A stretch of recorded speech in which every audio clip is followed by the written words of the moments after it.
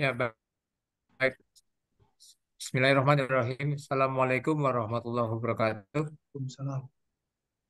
Ya, Alhamdulillah hari ini eh, kita akan mau apa belajar dari pakar-pakar pengelasan dan pakar-pakar korosi tentang tema su webinar kita ini adalah tentang, bentar ya, tentang masalah korosi pada pengelasan rangka motor.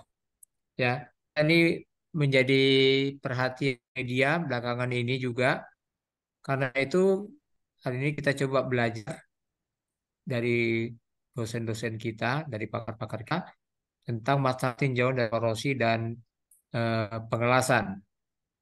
Adapun sebelum kita mulai acara webinar kita ini, eh, kami persilakan kepada Pak Badrul Munir PhD untuk membuka acara webinar kali ini. Dipersilakan kepada Pak Badrul Munir. Terima kasih Bang Dewin. Selamat siang semuanya. Selamat pagi, biar masih tetap semangat. Ini habis Jumatan, habis makan siang. Assalamualaikum warahmatullahi wabarakatuh. Salam sehat, salam Waalaikumsalam. sejahtera untuk kita semua. Alhamdulillah kita masih diberi kesempatan untuk hadir di webinar ke-6 dari API Jabodetabek ya. Eh, Sepertinya agak lama ini sempat vakum webinarnya karena berbagai kegiatan kesibukan, bukan karena politik sebetulnya sih ya, walaupun agak memanas belakangan ini biar rame-rame dikit nih. Eh, tapi cukup ramai isu terakhir mengenai eh, apa dugaan korosi pada rangka plat baja, rangka plat sepeda motor ditemukan di merek tertentu, dan kita yang di metalurgi mungkin eh, tergelitik untuk tahu atau lebih tahu, yang tahu mungkin senyum-senyum gitu ya, bagaimana proses pengelasan untuk menyambung untuk mendapatkan bahan. Tapi yang tidak tahu sama publik ya, tentunya hal-hal seperti ini harus diantisipasi, dijelaskan supaya eh, supaya publik tetap yakin, tetap merasa aman bahwa semua kendaraan atau semua barang ya pada umumnya yang diproduksi dan mendapatkan sertifikasi dan sebagainya itu memang betul-betul dilakukan secara seksama, sehingga bagian dari penjaminan kualitinya itu telah dilaksanakan dengan baik. Dan hari ini webinar ke-6 kita membahas problematika pengelasan dan pencegahan korosi pada rangka plat ya. Kita tidak akan me, apa istilahnya ya, bahasa anak-anak mahasiswa ini menguliti merek-merek tertentu, tapi kita akan mencoba membahas dari sisi dasar, kemudian sebetulnya apa yang terjadi di situ dan bagaimana dapat meningkatkan kualitas ataupun menjaga proses pengelasan, terutama pengelasan pada benda yang tipis, benda yang rawan rawan korosi itu dapat dilaksanakan dengan baik, dengan sangat baik, dan memenuhi kualifikasi kualitas yang dipersyaratkan. Dan hadir Prof. Anis dan juga Prof. Joni mungkin sebentar lagi. Dan saya sangat gembira ini pakar-pakar korosi pada juga hadir di sini ya. Kita ada grup core engineer itu postingnya sih bisa 100-200 kalau topiknya lagi menarik ya. Ada Pak Kukuh dari NICE Indonesia, kemudian Bang Andri, ya saya sebut aja nih yang yang sering jadi sumber dan jadi sumber informasi ya di komunitas-komunitas grup. Terima kasih atas kehadirannya. Mudah-mudahan ini kontribusi sedikit dari API Jabodetabek bisa uh, membangun potensi, membangun keilmuan. Dan terima kasih juga tim admin dan think tank dari API, Bang Dewin, bidang pendidikan hari ini, Bang yang mengorganize acara ini. Terima kasih, selamat mengikuti. Assalamualaikum warahmatullahi wabarakatuh. Waalaikumsalam warahmatullahi wabarakatuh. Terima kasih kepada Pak Badrul Munir selaku Ketua API Jabodetabek. Baik, kita melangkah acara berikutnya. Tapi sebelum kita melangkah acara berikutnya, marilah kita berdoa dulu. Ya tadi kelupaan ya. Kita doa dulu semoga acara webinar kali ini, webinar ke-6 API Jabodetabek ini dapat berkah dan rahmat dari Allah Subhanahu wa taala. Begitu berdoa dipersilakan.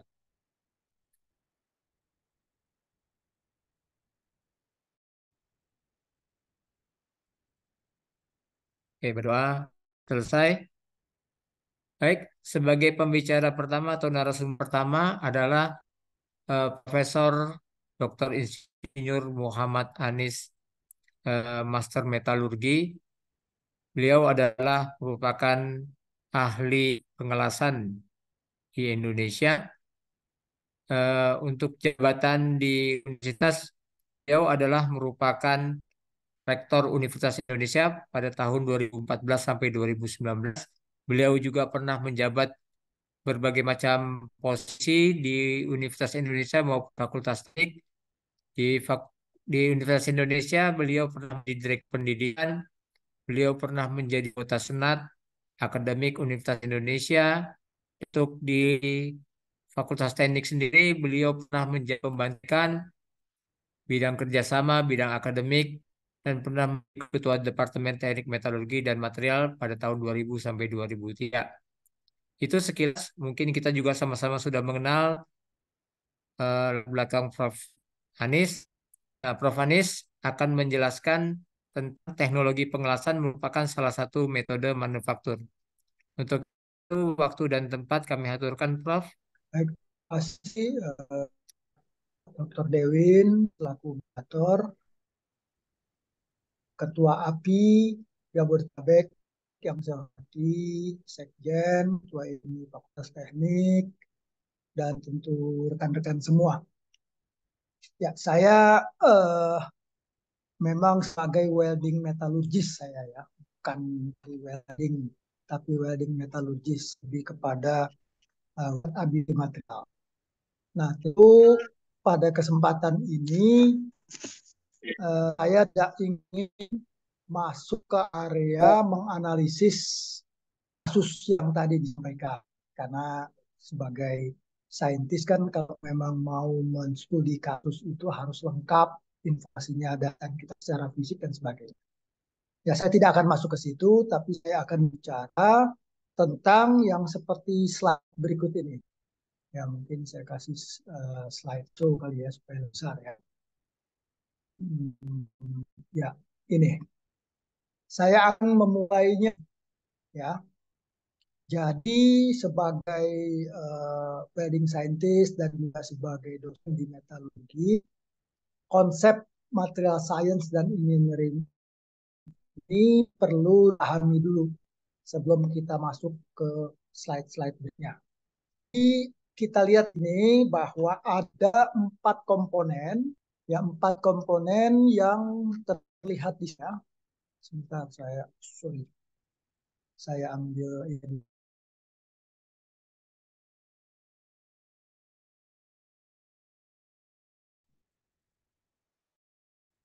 Ini ada 4 komponen. Pertama terkait dengan proses, ya. Terus kemudian yang kedua, tentu akibat kita melakukan suatu proses, ya maka akan terbentuk suatu struktur tertentu. Contoh misalnya prosesnya itu casting, welding, dan sebagainya. Itu akan menghasilkan struktur yang berbeda dari satu material. Ya. Nah, kalau strukturnya berbeda karena prosesnya berbeda, maka properties yang dihasilkan atau sifat-sifat yang dihasilkan berbeda. Nah, karena sifatnya berbeda, pasti kinerjanya, performanya berbeda. Nah, konsep ini yang harus dibangun karena slide saya ini sampai akhir ini kaitannya dengan 4 ini. Ya.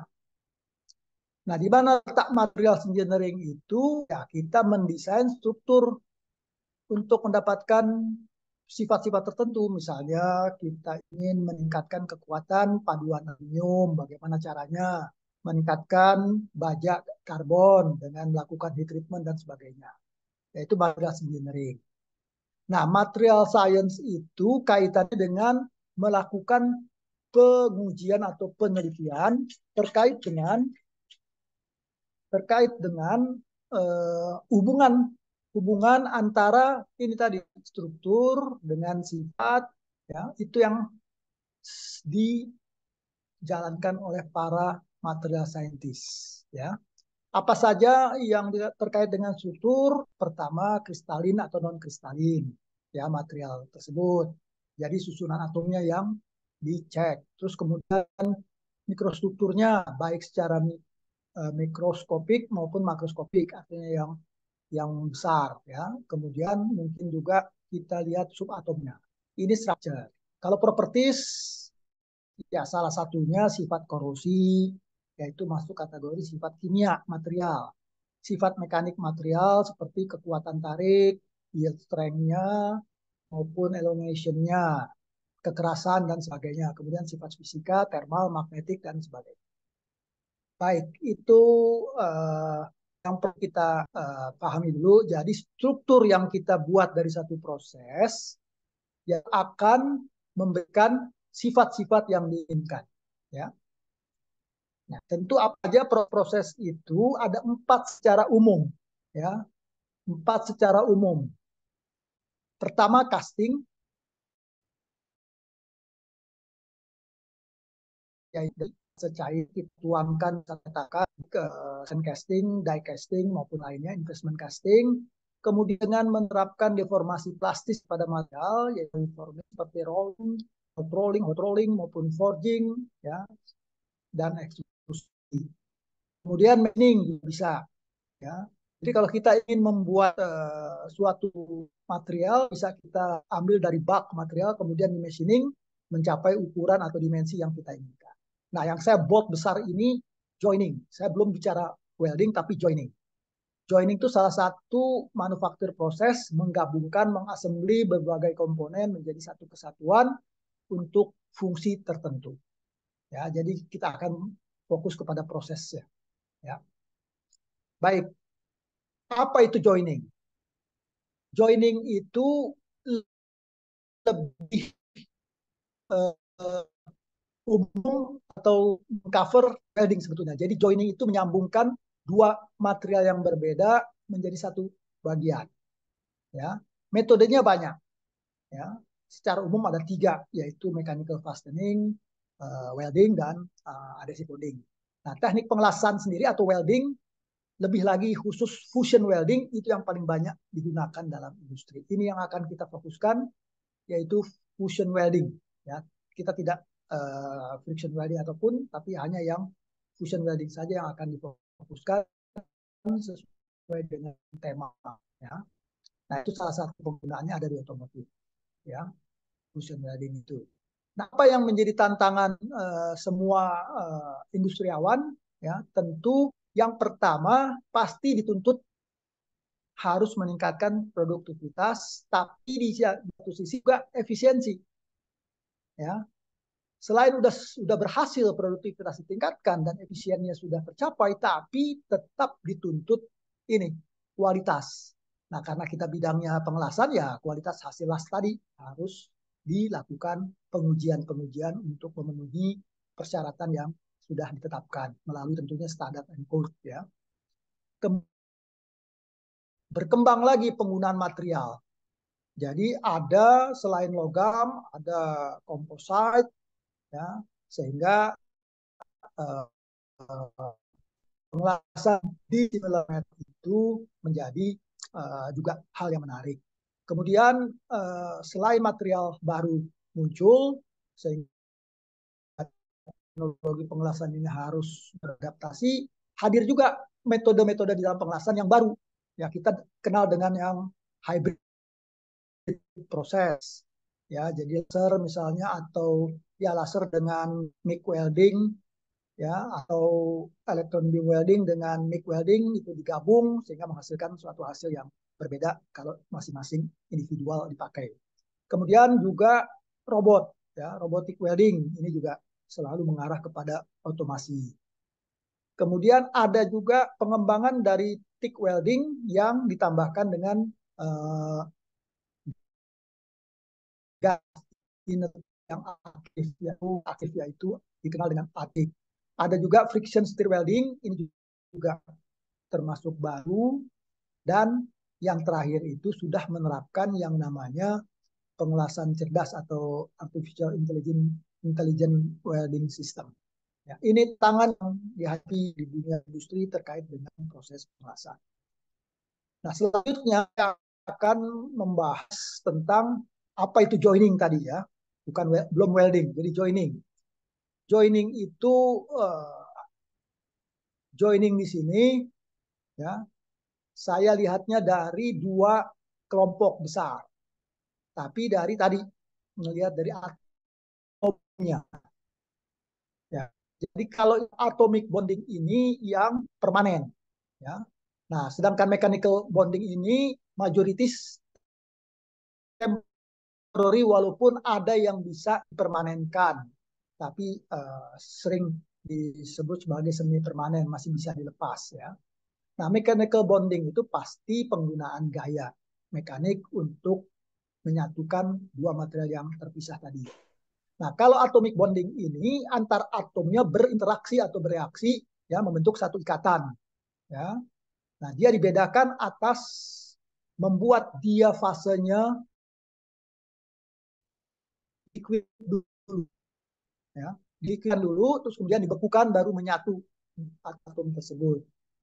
Nah, itu yang akan kita fokuskan di sini ya. Ada juga yang solid state, artinya kita memanfaatkan proses deformasi plastis, terus kemudian difusi prosesnya terjadi penyambungan. Jadi atom-atom itu berdifusi untuk saling berikatan. Atau menggunakan brazing dan soldering, di mana yang lebur itu hanya filler metalnya saja, sedangkan base metalnya tidak. Tapi kalau yang fusion welding, baik base metalnya maupun filler metalnya ikut mencair, terus kemudian menyatu dan membeku.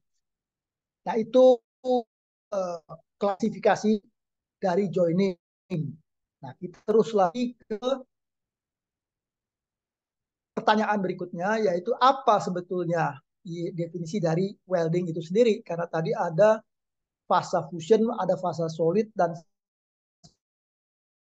sebagainya.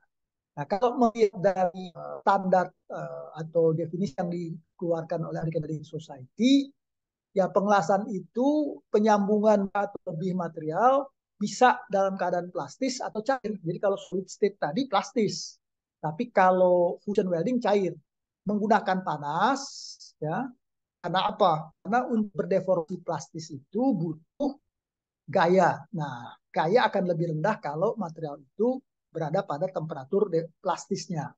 Jadi dia butuh dipanaskan juga supaya lebih lunak. Ya. Atau dengan tekanan atau keduanya ya, dengan tekanan itu seperti friction welding kan dengan tekanan, atau diffusion bonding juga pakai tekanan dan panas ya.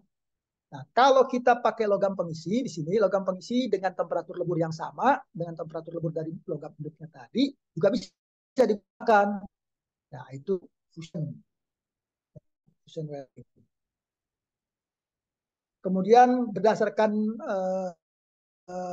definisi yang lainnya juga sama sebetulnya ya. Saya tidak ingin, kalau yang tadi yang pertama British Standard, yang kedua yang American Welding Standard.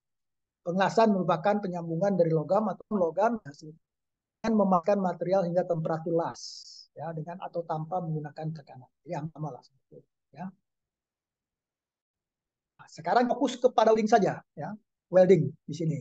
Nah, welding itu kita bedakan atas fusion tadi melalui cair, fase cair, Terus kemudian solid state tidak ada yang cair, baik kedua base metalnya.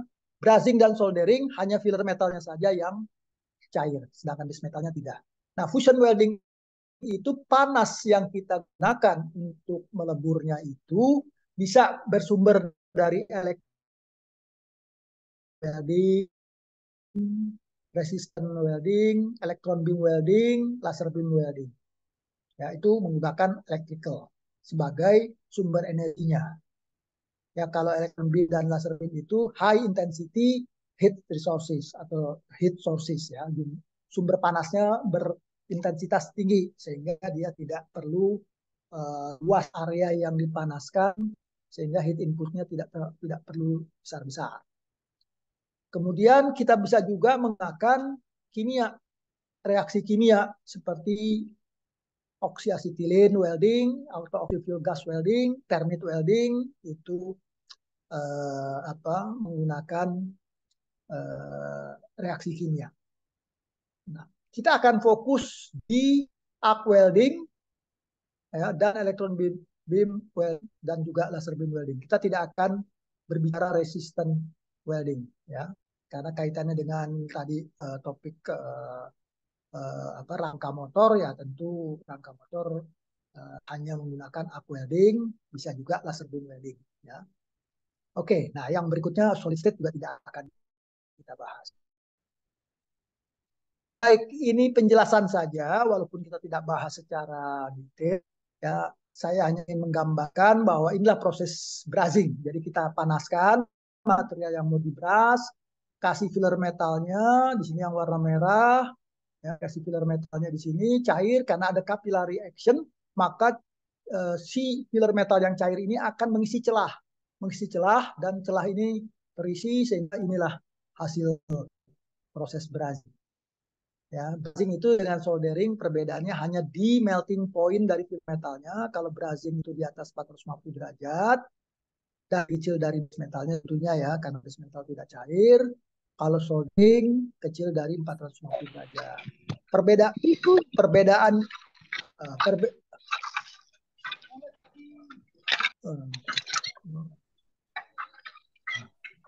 agak busuk. Aduh. Bisa tolong dimatikan itu enggak ya? Oke, kemudian senyawa atau ikatan yang terjadi antar atom itu kalau pada soldering terjadinya fasa intermetalik. Tapi kalau pada brazing karena temperaturnya lebih tinggi, maka dia membentuknya solid solution. Ya, itu ikatannya ya. Nah, kemudian ring digunakan flux tujuannya untuk menghilangkan oksida-oksida pada permukaan dan meningkatkan wetting ability-nya sehingga capillary action-nya menjadi lebih baik ya.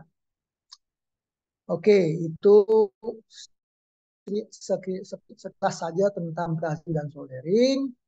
Kemudian adhesive bonding, namanya adhesif ya tentu menggunakan dia perkat atau adhesif.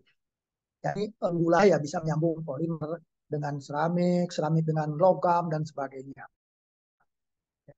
Logam dengan logam bisa disambung, tapi kekuatannya terbatas. Ikatan kimia, ya bukan ikatan logam. Ya kalau yang tadi brazing dan soldering ikatan logam, kalau ini ikatan kimia. Untuk maksimalkan tentu kita harus siapkan permukaan dengan baik. Ya, tidak boleh ada kotoran sama sekali, ya, dan juga dibuat agak kasar supaya terjadi mechanical locking di situ dan meningkatkan kekuatan. Kalau diffusion bonding ini termasuk solid state welding, dia gunanya untuk menyambung material-material yang relatifly tidak tinggi kekuatan tariknya ya.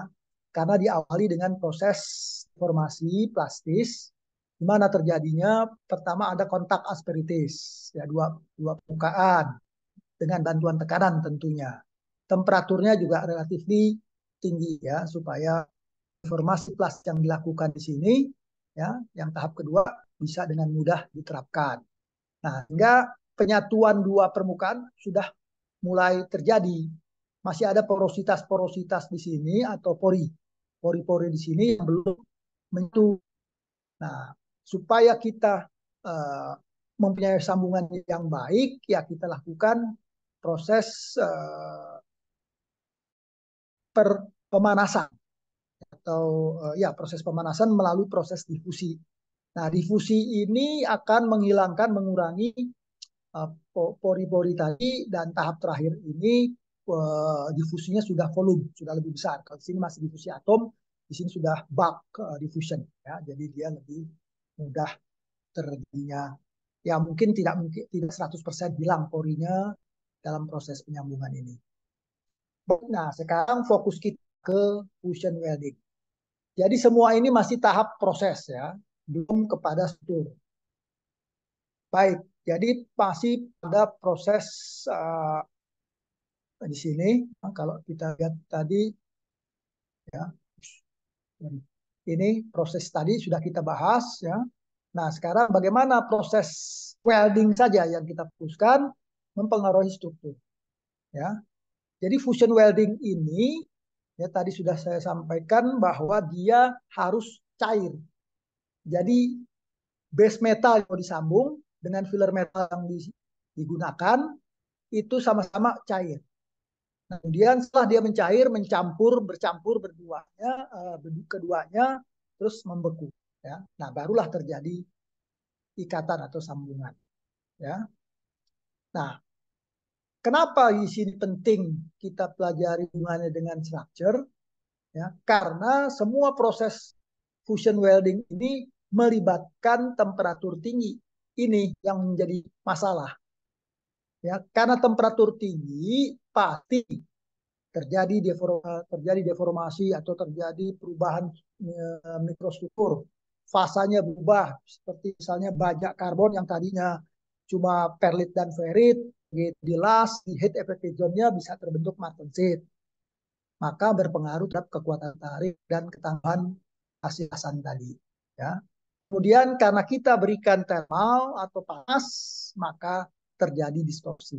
Nah, distorsi itu kalau dia tidak free, distorsinya tertahan akibat geometri lasan yang dibangun atau yang disiapkan, atau yang dirancang, maka akan menimbulkan tegangan sisa. Nah, tegangan sisa ini dilakukan bisa mengaruhi sifat-sifat hasil lasan tadi, ya. Oleh karena itu, di dalam proses pemahaman penyampaian panas ini yang melalui proses manufaktur welding, khususnya fusion welding, kita perlu melakukan pengoptimalan heat inputnya, karena kita akan mengelas material ini menggunakan panas, ya. Di sini temperatur tinggi atau panas. Jadi sumber panas itu tadi bisa elektrik, ya, bisa busur, bisa resistensi, bisa high intensity energi. Tentu ini ada kaitan dengan heat input. Jangan kita tidak perhatikan. Optimal di sini tidak boleh heat input terlalu kecil juga, tidak boleh heat input terlalu besar juga. Jadi harus korek heat input yang diterapkan. Kemudian kita juga harus perhatikan komposisi base metal yang mau dilas. Apakah high carbon, low carbon, aluminium. Harus kita perhatikan juga jenis aluminiumnya apa, jenis bajanya apa stainless steel, itu beda semua, ya. Terus kemudian cooling rate-nya. Nah, cooling rate ini menentukan struktur mikro khususnya di daerah heat effective zone, ya, apakah martensit, perlit, bainit, dan sebagainya. Nah, kenapa ini kita harus optimalkan, ya, supaya struktur yang terbentuk itu kita bisa tekan perubahan-perubahannya agar tidak terlalu jauh perbedaan sifatnya dengan base materialnya. Base material sudah baik, misalnya aluminium yang dikuatkan dengan precipitation hardening. Kita las. Nah, di heat effective zone-nya terjadi softening. Bajak karbon, misalnya dia punya perlit, begitu dilas di heat effective zone-nya membentuk martensit. Nah, martensit itu keras, sehingga bisa menyebabkan hydrogen cracking dan sebagainya, ya. Oke, itulah kenapa kita perlu juga memahami hubungan antara proses manufaktur yang di sini adalah welding, fusion welding, mempengaruhi hasil lasan dari material yang dipakai tadi. Baik, nah tentu persyaratan untuk bisa melakukan fusion welding itu yang tadi saya sebutkan sumber energinya. Ini kaitan dengan panas, ya bisa listrik atau electrical. Yang terkenal adalah arc welding, ini yang paling banyak dipakai di industri otomotif. Resistensi untuk plat-plat tipis, ya. Nah, ini jarang lah. Radiasi konduksi agak mahal. Tapi yang paling banyak di industri otomotif itu arc welding seperti MIG, ya. Resistan itu spot welding untuk pelapis. Kemudian reaksi kimia itu nyalapi biasanya untuk apa maintenance saja ini ya, pakainya di maintenance. Nah, mekanis itu non permanen, jadi tidak banyak digunakan di otomotif ya. Kemudian syarat kedua yang penting supaya tidak terjadi porositas, tidak terjadi hidrocrack material sebelum dilas itu untuk menghilangkan kotoran-kotoran atau kontaminan-kontaminan di permukaannya karena ini yang akan merusak atau menyebabkan cacat-cacat las. Ya. Nah, selain itu kita perlu juga melindungi logam cair dari reaksi dengan atmosfer, ya, seperti hidrogen, nitrogen, oksigen itu akan membahayakan atau menurunkan kualitas lasan. Nah, biasanya di dalam arc welding kita menggunakan dua metode untuk melakukan pelindungan, yaitu menggunakan flux dan atau menggunakan gas. Ya, kalau menggunakan flux itu prosesnya adalah shielded metal arc welding atau stick welding, kemudian flux cut arc welding, terus kemudian submerged arc welding. Ya, kalau yang menggunakan gas itu prosesnya yang terkenal adalah atau gas arc welding atau MIG metal inert gas atau gas aktif metal welding atau MAG ya, metal aktif gas welding MAG atau juga gas metal arc welding itu secara umum namanya ya. Nah, setelah ketiga ini tentu harus ada pengontrolan alur gilas. Apa itu alur gilas? Ya, tadi strukturnya terjadi martensit, terjadi retak hidrogen dan sebagainya itu metal gilas. Ya. Jadi kita kontrol heat input, ke cooling rate dan komposisi kimia dari material yang gilas maupun metalnya itu kaitannya dengan proses metodologi. Baik, ini aplikasi dari pengelasan di industri ya. Jadi aircraft industri, shipbuilding ya dan otomotif ini spot welding banyak dipakai ya, ini spot welding ya. Banyak dipakai di industri ini robotik. Sekarang banyak menggunakan robot untuk menghindari error pada proses pengelasan yang mass product. Baik, sekarang saya masuk kepada proses lebih detail. Ya, jadi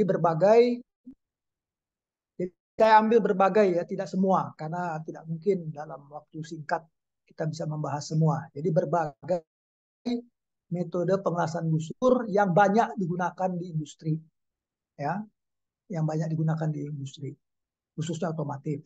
Ya, kelompoknya tadi sudah saya bedakan dengan perlindungan terhadap reaksi dengan atmosfer, yaitu pertama metode yang menggunakan flux sebagai pelindung.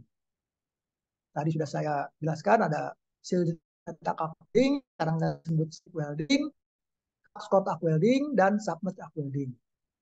Nah, kalau dilihat dari deposition rate, kalau kita dituntut untuk meningkatkan produktivitas, yang paling rendah deposition rate-nya adalah SMAW. Ya. Kenapa dia ada? Walaupun ini paling sederhana, paling simple, paling tua ya ditemukannya, karena shielded metal arc welding ini panjang stick ininya filler metalnya itu cuma 35 cm. Kemudian dia di ujungnya juga harus disiapkan untuk kontak dengan kabel yang misalnya ini ya, ini elektrodanya, ya, kawat lasnya di dalam, di tengah, Ya, nah, ujungnya ini kawat terbuka tanpa flux. Ini ujungnya ini. Jadi kita pakai filler metal ini atau elektroda ini cuma sampai sini. Ini saja yang dipakai. Yang ini dibuang. Nah, ini dari segi efisiensi rendah. Ya, produktivitas juga rendah karena panjangnya terbatas. Si welder itu harus mengganti filler metalnya untuk sekian panjang hasil asat. Terus kemudian butuh skill. Skillnya tergantung posisi. Apakah dia posisi flat, disebut dengan satu, ya, kalau pakai groove satu, terus kalau dua itu untuk horizontal, tiga itu vertikal, dan empat itu overhead. Nah, itu masing-masing skillnya berbeda. Kemudian jenis mengembangkan SMAW dengan flux cord arc welding. Jadi si fluxnya itu dimasukkan ke dalam hollow turbular elektrod dan di wire di link ya dibuat bisa feeding secara kontinus. Nah, ini meningkatkan produktivitas, tapi tetap harus masih terbatas. Kemudian kita dikembangkan lagi submerged arc welding. Nah, ini arusnya bisa sampai 1.500-2.000 ampere, sehingga deposition rate-nya sangat-sangat besar. Cuma kelemahan submerged arc welding ini hanya bisa pada posisi. Kemudian kalau ingin bersih lagi alasannya itu kan gas sebagai pelindung. Tapi ini sulit digunakan di udara terbuka karena gas bisa tertiup angin, maka efektivitas perlindungan dari gas ini menjadi kecil. Nah, pertama yang dikembangkan adalah gas tungsten arc welding, di mana tungsten itu sebagai elektroda pembangkit listrik, pembangkit busur, ya, tidak sebagai consumable. Kita kalau mau pakai consumable, gunakan lagi filler metal tambahan. Nah, gas tungsten arc welding ini terbatas hanya untuk mengas plat yang tipis, ya, tidak bisa yang tebal kecuali multiran, tidak efektif, tidak efisien. Kemudian kembangkan yang namanya plasma arc welding. Nah, plasma arc welding itu mempunyai mekanisme yang berbeda sehingga dia punya penetrasi yang sangat dalam.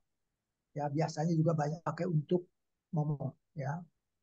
Kemudian dikembangkan lagi yang namanya gas metal arc welding, di mana filler metalnya dikontinuskan, diumpankan secara kontinu, berfungsi juga sebagai elektroda. Oke, itu metode yang paling utama dan yang akan kita bahas dalam arc welding, kelompok arc welding. Prof, 5 menit lagi, Prof. Oh, cepat juga, katanya setengah jam tadi. Baik, mungkin ini sepintas aja ya. Jadi busur listrik mungkin udah kali aja. Contohnya aja busur listrik itu kalau kita lihat ini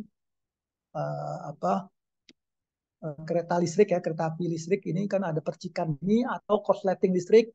Tapi ini kita maintain. Jadi kita maintain supaya udara kondensasi terjadilah busur listrik. Ya.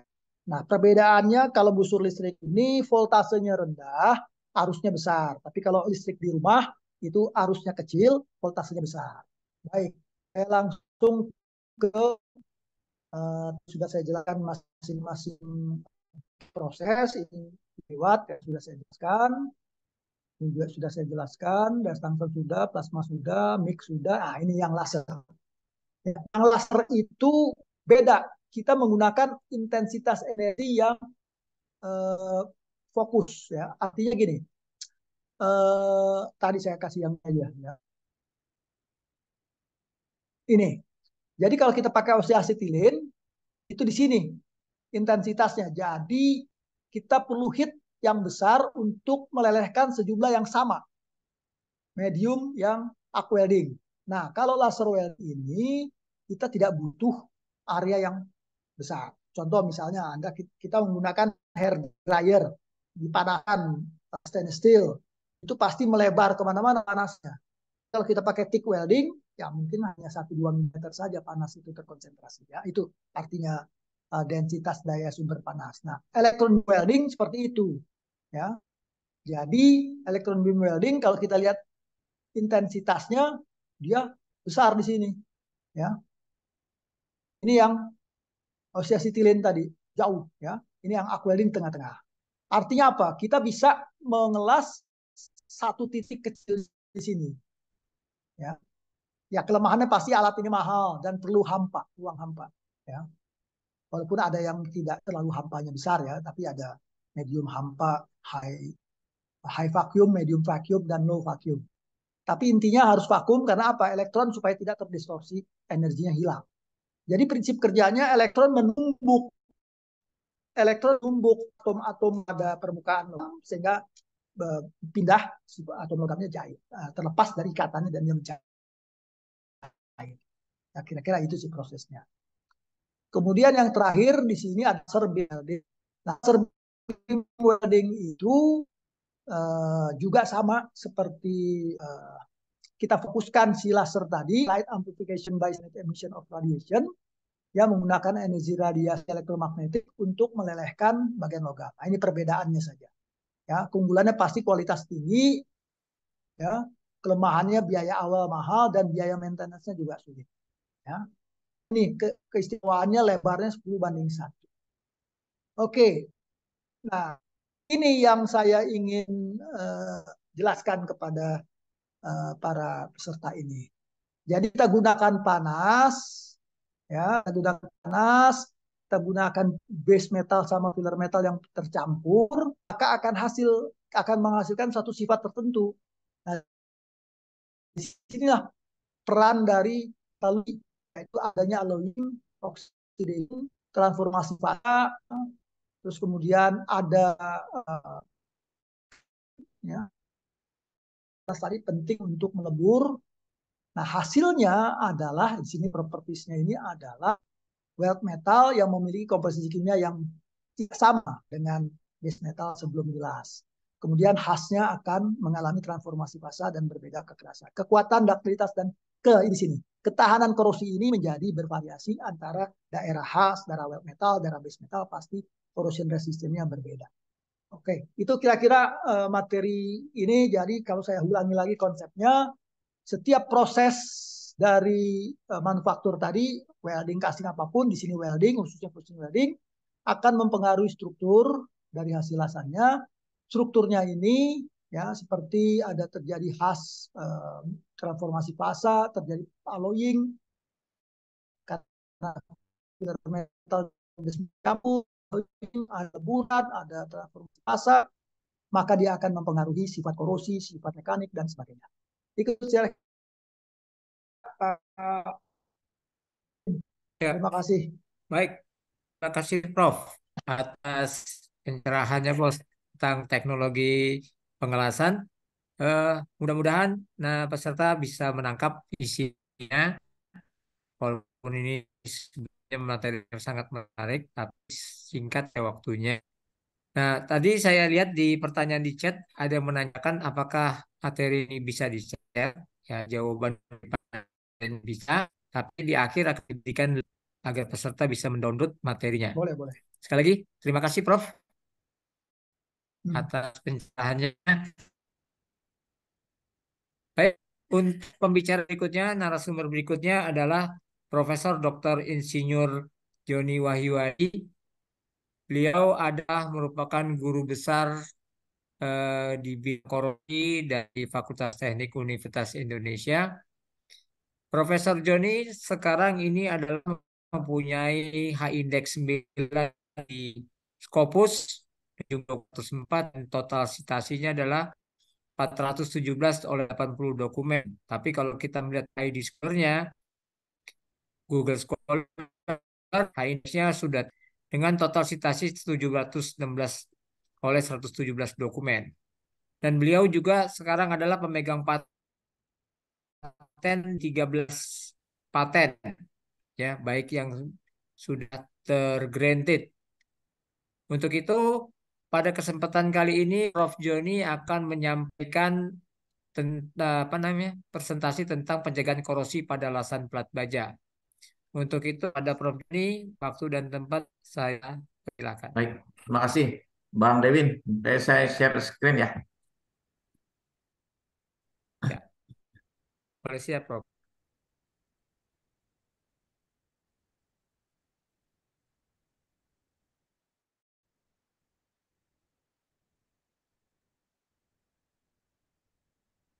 Udah kelihatan ya? Oke. Ya, Baik, Bapak Ibu sekalian, Prof. Anies, Bang Devin, Bang Nanang, Bang Fatki, Assalamualaikum warahmatullahi Waalaikumsalam wabarakatuh. warahmatullahi wabarakatuh. Saya puji dan syukur selalu kita panjatkan kehadirat ilahi Rob. Alhamdulillah kita bisa bertemu eh, pada siang hari ini, walaupun pertemuannya dalam virtual, tapi tanpa mengurangi rasa kebersamaan kita. Jadi saya ingin sampaikan saja secara sederhana tadi di Prof. Anies menyampaikan secara detailnya dengan penjelasan.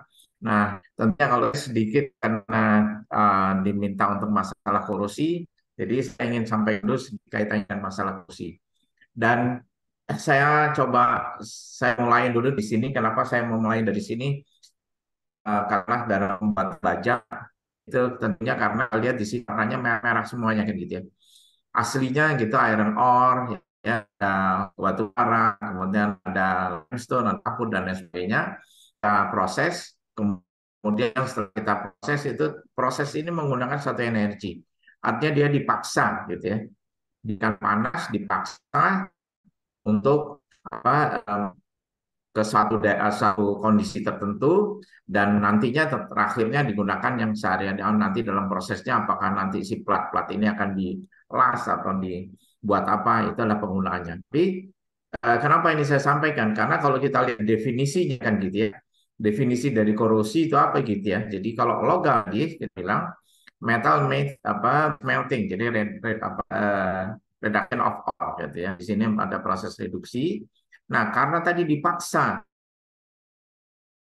tadi metal dalam ini in air want to return in their oxidized state. Jadi kenapa tadi?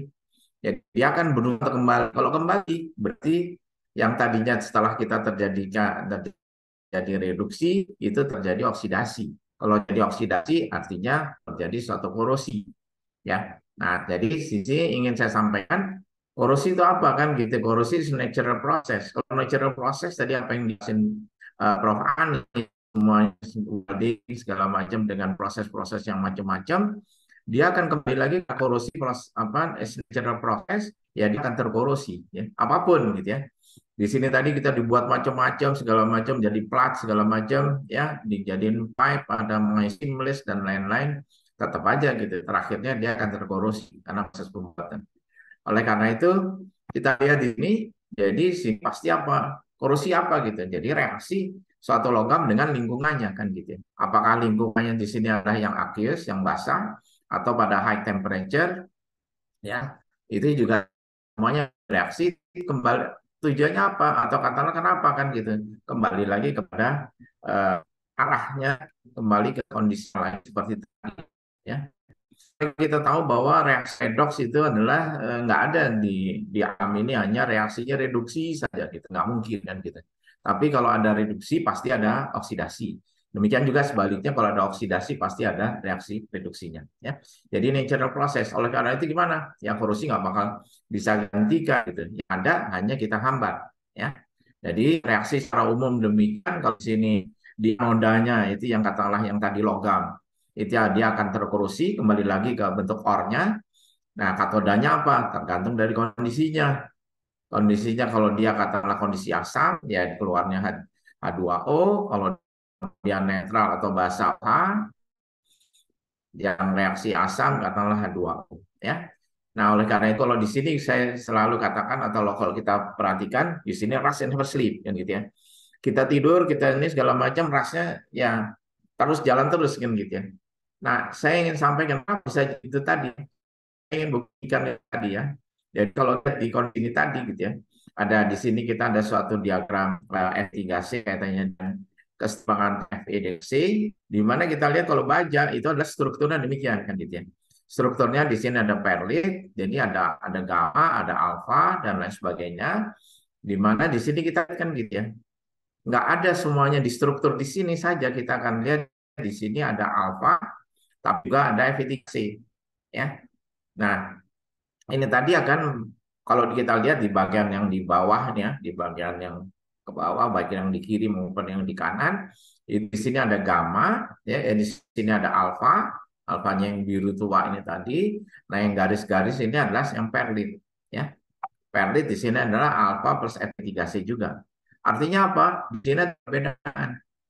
Kalau perbedaan, artinya di sana akan kemungkinan akan terjadi korosi itu sangat-sangat besar sekali, ya. Sebagai contoh di sini kita lihat di dalam baja itu strukturnya adalah alfa plus Fe3C, ya. Di mana di sini ada alfa, ada Fe3C, dan strukturnya ada perbedaan struktur ini itu akan menyebabkan terjadinya suatu korosi.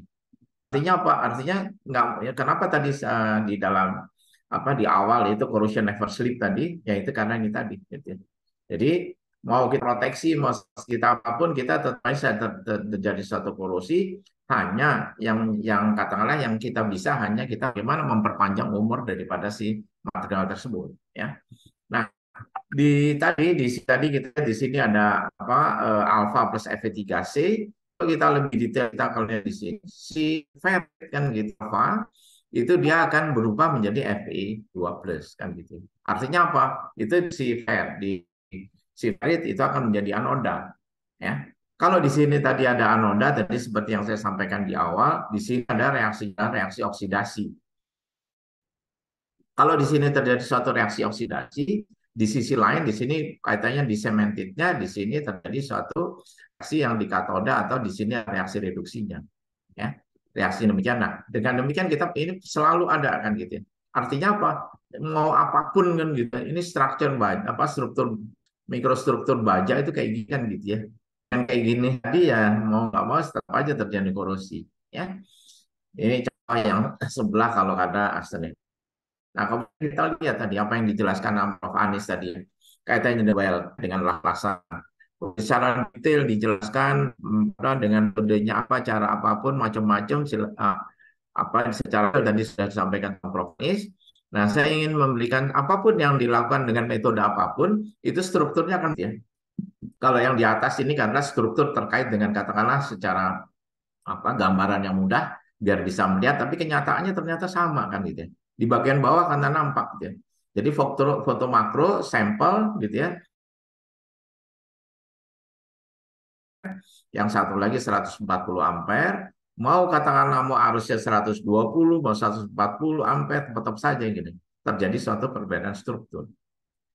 Tadi kita sudah saya sampaikan bahwa di baja aja yang nggak ada apa welding ya, ada perubahan struktur di internal saja antara alfa dan Fe3C itu sudah terjadi korosi. Terutama si alfanya akan menjadi anoda. Nah, ini apalagi tambah demikian gitu ya. Kita lihat di bagian atas suatu gambaran saja di sana kan kelihatan gitu. Strukturnya berubah. Nah, struktur yang berubah ini tadi, ini juga akan menyebabkan terjadinya sesuatu korosi. Atau katakanlah ini akan mempercepat korosi. Ya. Nah, ini sebagai gambaran saja, nanti semuanya gitu. Ini dari secara apa sederhana saja kita bisa melihat apapun yang dilakukan. Ini kebetulan weld ya, artinya pengelasan ya. Tapi kalau kita kaitannya disinggung juga kaitannya dengan oleh Pak Anies dengan cutting, apa dengan casting segala macam, casting sama aja gitu. Dicetaknya di mana kan gitu ya. Kalau cetakannya katakanlah dicetakan dari logam, kecepatan pendinginannya beda dengan kalau cetakannya dari seramik atau dari pasir. Ya. Artinya kecepatan dengan beda, strukturnya akan beda. Ya. Nah perbedaan itu akan menambah lagi. Ya, menambah apa? Menambah kecepatan daripada korosi. Ya. Nah, ini contoh lagi kita lihat. Ya, di sini kita lihat sini ada weld ya, tadi digambarkan juga ada weld metal, ada apa heat effective zone atau HAZ kan gitu ya, ada base metalnya. Ini di gambar yang atas maupun di bawah itu jelas betul kan gitu ya. Ya, di sini kelihatan betul ya. Artinya apa? Artinya kelihatan betul dengan adanya welding itu ada satu perubahan struktur. Nah, perubahan struktur aja itu akan mempercepat terjadinya satu korosi ya. Ini contohnya kita lihat sama ya seperti tadi. Ini yang saya dapat gambaran yang apa katakanlah yang color itu menunjukkan satu yang yang panjang, satu yang halus banget kan gitu ya. Ini sama gitu ya. Di sini artinya juga di sini adalah akibat dari lasan. Kemudian lagi di sini juga lasan. Kita lihat di strukturnya juga beda ya. Kalau tadi katakanlah secara garis besar di sini kita hanya memprediksi saja, oh iya kelihatannya memang di sini nampak bahwa terjadi sesuatu perbedaan antara struktur di well, khas maupun dari base metal. Tapi kalau kita dalami lebih kecil lagi gitu ya, ternyata memang strukturnya beda kan gitu ya. Oh di daerah khas tuh strukturnya kayak gini, di daerah well tuh kayak gini, ini akan nampak betul ya, nampak betul perbedaan. Nah perbedaan ini akan menyebabkan terjadinya suatu katakanlah mempercepat korosi ya. Ini contohnya ya. Contohnya di sini di A itu di strukturnya kayak gini ya. Di wet metal, terus kemudian yang di E itu di khas ya. Terus kemudian di sini juga yang di B itu adalah juga ada di wet metal juga ya. Terus kemudian kita lihat juga di yang di lainnya itu gambarnya akan nampak ya. Jadi di sini kita lihat ya, ada suatu perubahan struktur. Kalau artinya perubahan struktur, ini pasti terjadi korosi ya, atau mempercepat korosi. Ini gambarannya. Sama juga tadi gambaran. Kenapa kan gitu ya? Kok kalau las-lasan itu atau katakanlah kalau korosi itu kebanyakan terjadi di daerah las-lasan. Ya itu tadi jawabannya secara sederhana kita bisa tahu penyebabnya. Oh iya karena strukturnya beda ya. Nah, di sini juga kita lihat lagi, kebetulan saja kita bisa lihat di sini tadi ya. Artinya apa? Di sini ada satu pipa ya, ada satu lasan, kemudian di sini kita lihat ada satu bagian yang satu katakanlah catnya, kandungan catnya itu masih bagus, satu lagi catnya sudah katakanlah terkelupas ya. Nah, ini juga sama. Ini menunjukkan apa di sini? Di sini kalau kita lihat lagi di bawah daripada cat ya, di bawah cat yang putih ini tadi warna putih artinya di bawah cat itu kandungan oksigennya rendah ya. Tapi yang terbuka itu kandungan oksigen tinggi. Perbedaan antara kandungan oksigen saja ya, yang satu yang tinggi dan rendah itu juga akan menyebabkan terjadi korosi ya. Jadi tadi tambahan kita lihat tadi oke, perbedaan structure itu akan menyebabkan korosi. Sekarang tambahan lagi nih, hanya dengan perbedaan kandungan oksigen saja itu juga terjadinya satu korosi juga ya. Jadi di sini tadi ya, ini juga sama nampak bahwa kenapa sih selalu di daerah lasan itu terjadi korosi. Tadi jawabannya sudah disampaikan ya gitu ya. Ini juga nampak ya. Juga kenapa di bagian bawah. Nah, ini juga kita bisa prediksi. Biasanya kalau pipa-pipa kalau kita lihat di sini pipa-pipa yang dikatakanlah letakkan di atas permukaan tanah gitu di sini nampak atau di atas daun kan gitu ya, daun di bawahnya ada rumput-rumput. Nah, tentunya kalau malam gitu ya, itu mungkin ada embun kan gitu ya. Kalau embun yang terakhir dia akan kering itu adalah di bagian bawah. Jadi di sini akan nampak kenapa gitu korusnya di bagian bawah ya. Nah, sehingga tampaknya di sini oh ya kalau korusnya di bagian bawah ya bagian bawah ini yang akan kita las ya. Jadi contoh-contoh. Kemudian contoh kita lihat ya, ini ada pagar, kita lihat juga korosinya lihat ya di bagian las-lasan ya, penyebabnya kita lihat ya. Nah, ini tadi sama contohnya di pipeline kita lihat di korosi yang sebagian masih ada catnya, sebagian sudah tidak ada catnya, artinya sudah kontak langsung dengan oksigen.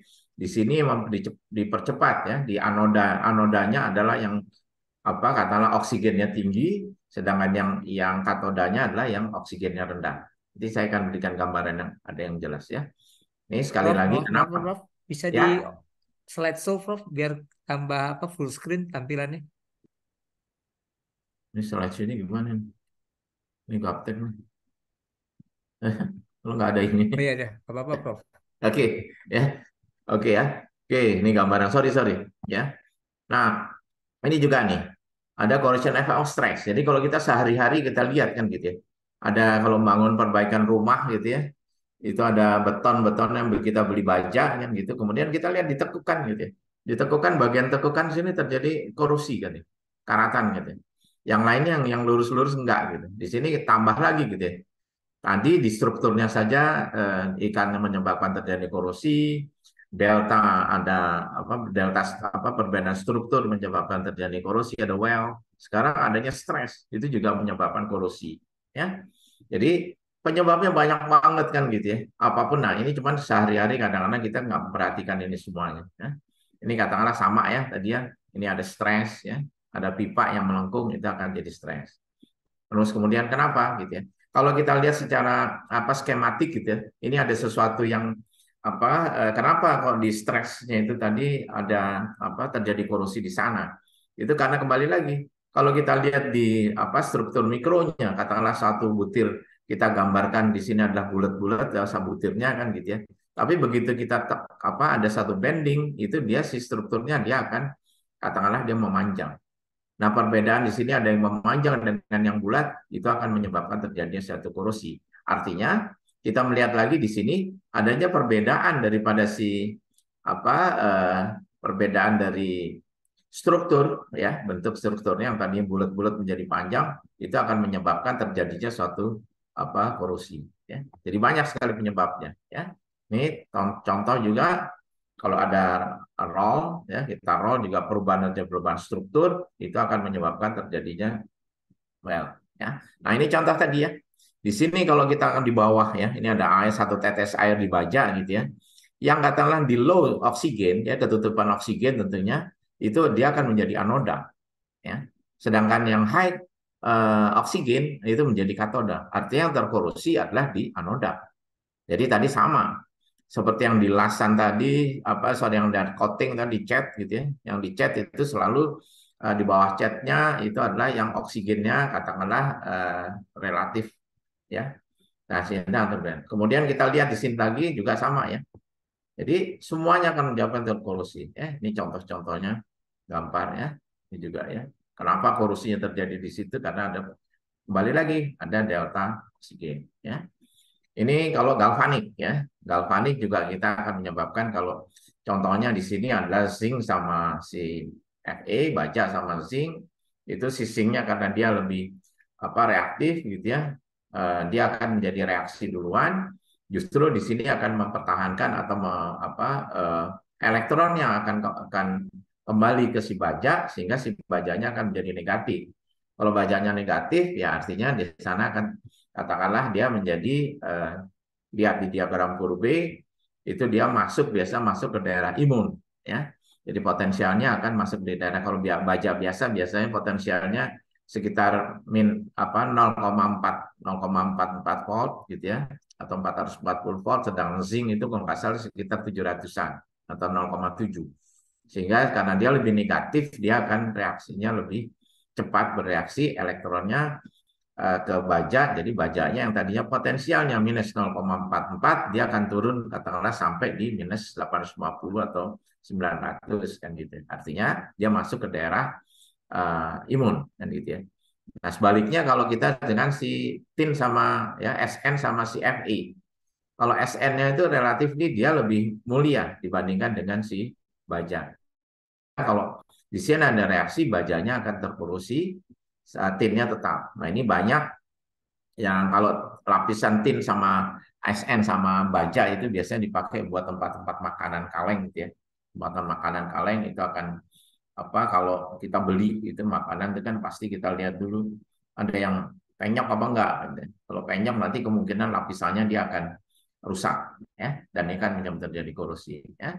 Ini galvanic corrosion tadi contohnya tadi sudah saya sampaikan. Nah, kemudian juga kita lihat, saya ingin sampaikan juga di sini kalau weld ya ini sebagai contoh saja, saya ada data-data kaitannya dengan pengujian kekerasan daripada si lasan. Ini di bawah ini gambar lasan, terus ini hardness Vickers hardness-nya kan gitu ya. Itu di daerah katakanlah ini kebetulan sampelnya adalah si weld, dia mempunyai kekerasan yang lebih tinggi dibandingkan dengan base metal. Artinya apa kan gitu ya? Artinya secara sederhana kembali lagi kita bisa memprediksi bahwa yang namanya di sini pasti terjadi sesuatu struktur yang beda. Antara yang mempunyai kekerasan katakanlah di sini di sekitar 200, satu lagi Vickers ya, satu lagi di bawah yang 100 yang base metal, ini terjadi suatu perbedaan hardness, itu pasti strukturnya beda. Kalau strukturnya beda itu pasti menyebabkan terjadi korosi ya. Jadi ini tadi contohnya jadi sampaikan ada Fa-nya di anodik, terus kemudian katodiknya seperti apa tergantung dari lingkungannya ya. Nah, kemudian kalau kita lihat di sini coating ya. Di sini ada sebagian kita coating ya, si baja atau lasan gitu kita tadi di contohnya itu ada yang kita coating. Nah, ternyata coating ini sangat mempengaruhi ya. Sebagai contoh ini ada investigation ya dari perusahaan asuransi gitu. Ternyata 95% coating gitu ya. Itu bukan jet yang jelek kan gitu ya. Tapi karena persiapannya yang jelek gitu. Di sini persiapan untuk ngecatnya. Jadi poor surface preparation ya.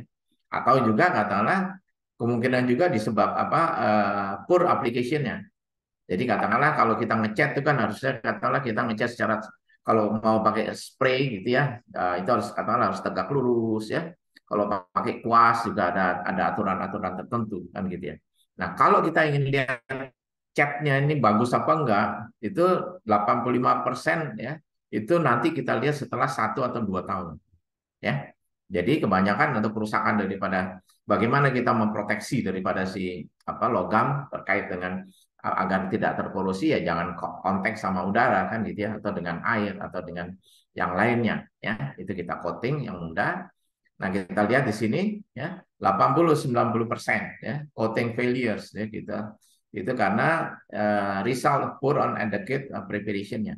Jadi still preparation jelek atau cleaning-nya nggak bersih ya, survei preparation jelek, aplikasinya tadi saya bilang ya. Ini akan mempengaruhi daripada coating-nya tadi ya. Jadi kenapa ini menjadi penting gitu ya? Performance of paint system ini depend on the addition and substrate. Jadi tergantung dari ikatannya. Nah, ikatannya tadi kalau ikatannya di sini katakanlah masih kotor gitu, ada katakanlah masih ada oli ya, masih ada air atau masih ada impurities, bekas-bekas katakanlah bekas amplas nggak dibersihin gitu ya, atau bekas-bekas yang lain itu masih ada di sana, itu akan menyebabkan terjadinya suatu katakanlah addition-nya menjadi jelek kan gitu ya. Padahal kita harus ini yakin betul gitu. Tadi disampaikan ya.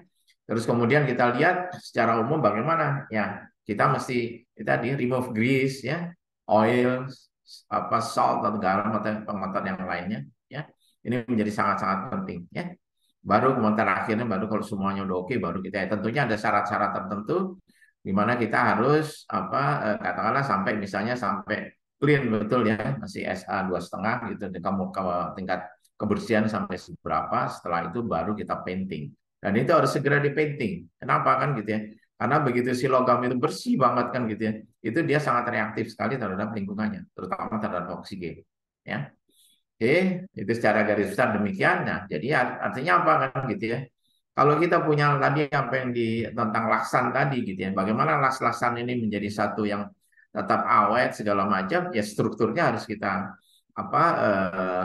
samakan, kita ratakan. Jadi di sini ada katakanlah post heat treatment ya, kata pakai anil atau pakai segala macam. Tapi tentunya aturan-aturan ini tadi tergantung daripada jenis daripada si tebal daripada si logamnya, terus struktur jenis dari logamnya itu akan mempengaruhi dari proses anilnya. Ya tujuan anil adalah kita untuk menyamakan struktur supaya tidak menambah kalau strukturnya beda akan mempercepat korosi. Ya, ini contoh gitu ya. Yang tadinya kita lihat di sebelah kiri ada butirnya demikian, kemudian kita lakukan proses anil relatif lebih homogen.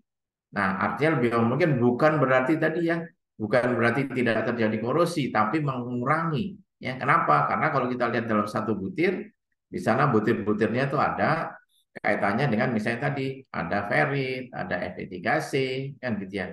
Nah, itu artinya sesuatu struktur yang berbeda. Ya, artinya matriks yang beda itu akan menyebabkan terjadi korosi. Ya, oke. Secara singkat itu yang saya sampaikan. Jadi surface preparation menjadi atau cleaning of steel itu menjadi penting banget, gitu ya. Jadi oil grade oli atau salt must be removed from the steel, ya.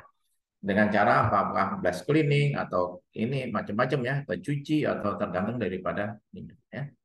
Oke, itu yang secara singkat sekali ya yang saya sampaikan.